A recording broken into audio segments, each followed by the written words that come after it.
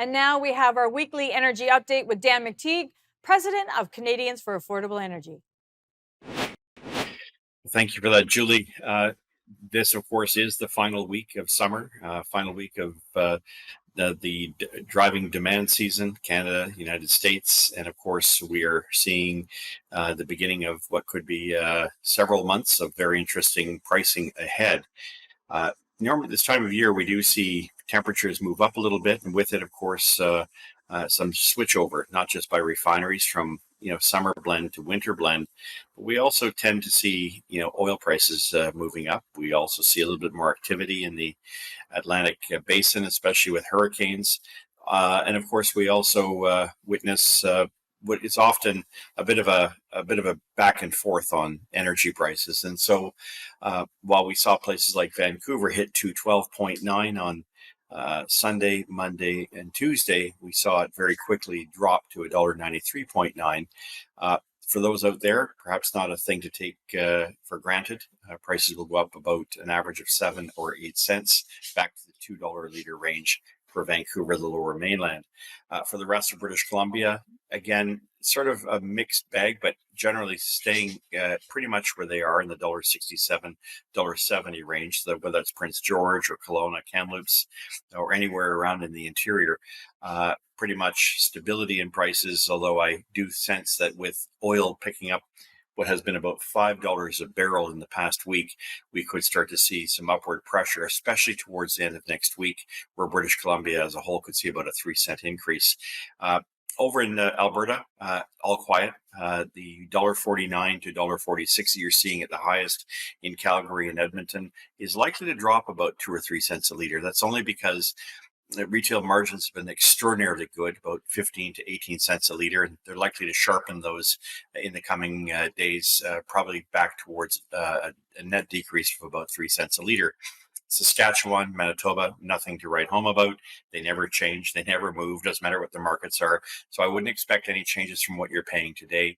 Still remaining the $1.65 range. For Ontario, it has been a very tumultuous week. We've seen prices go from $1.66 all the way to $1.71 and now back to $1.65. Don't look for that to hold.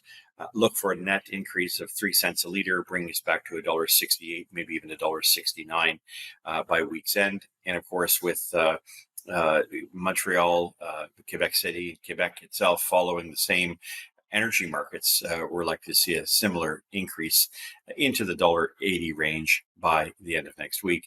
Atlantic Canada, again, with the problems that they're facing, fewer refineries, they are really price takers, and 2 carbon taxes added to the price.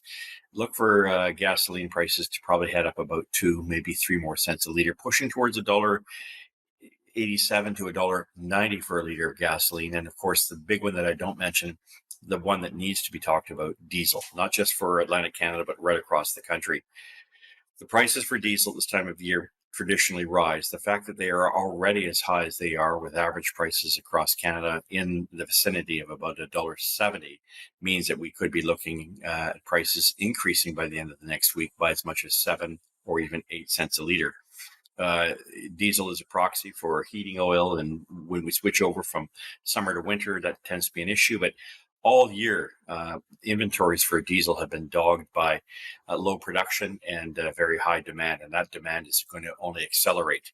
That could eventually impact things like natural gas and propane, which for now, propane inventories are very, very good. I know many of our viewers here are very interested in, because many of them use propane one way or another. Look for propane prices this season to be a lot less than what they were last year. So the 80 cents taxes before tax that you were paying, look for that to move down maybe towards the 59.61 range. So a net savings year over year, notwithstanding the federal government raising taxes on gasoline. The other factor I think to consider here is that there is plenty of room for upside increases in the price of energy. As long as we see governments and a weaker Canadian dollar and governments adding to the taxes, and of course your GST at 5%, HST in Ontario 13%, 14.975 in Quebec, and 15% in the Maritimes, it makes a bad situation worse. I don't see any relief on the horizon. What I do see is that globally, OPEC is going to continue keeping pressure on production. And as a result, the world is finally going to realize that fundamentals, economics 101, supply and demand actually counts. Julie, that's it for this week. Have a great long weekend for everybody, and we'll talk to you when things get right back to normal. Everybody's back to work this time next week. And that was Dan McTeague from Canadians for Affordable Energy. We'll be right back.